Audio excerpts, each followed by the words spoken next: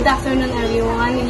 We have here the Angles family, and we are students for BSHM 1A, and we are here to conduct a outreach program for this subject. And so we have to start, and the first question po is, ilan po kayo sa inyong membro ng pamilya? 5 kami. Yung asawa ko, kapatid ko, mama ko, and yung baby ko.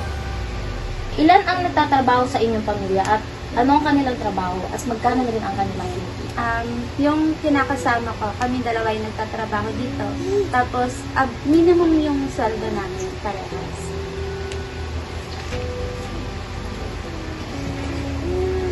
So, next question po, ano yung natulong po ng barangay sa inyong pamilya? Dahil nga nung nag-pandemic, yung bawal lumabas, bawal mag-grocery, nagkakaroon ng relief food. Every week siya, may lalabas kami ng upuan, magbibigay sila ng mga delata, mga bigas, gano'n, groceries, minsan kumpleto, minsan hindi. Pero nakakatulong siya sa pang-araw-araw talaga. Next po, sapat po ba yung kinikita sa pang-araw? Sa ngayon, sapat naman siya kasi dalawa kami nagtatrabaho. Pero, ewan ko lang in the future, pag lumaki na yung baby namin, syempre mag-aaral siya, may mga needs siya na kailangan namin ibigay. Okay naman din, okay naman siya. And next po may mga bagay po ba na nabibili niyo or nagugustuhan? Nabibili niyo?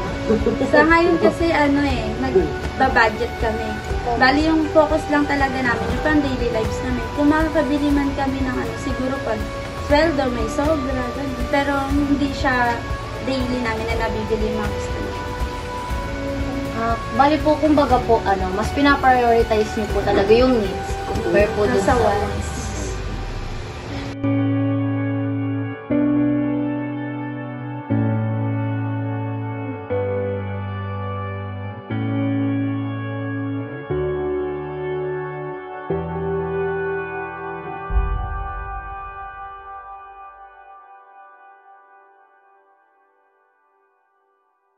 Meron po kami dala-dala na simple token po para po sa inyo. Para na rin papasalamat po at na-interview po namin kayo.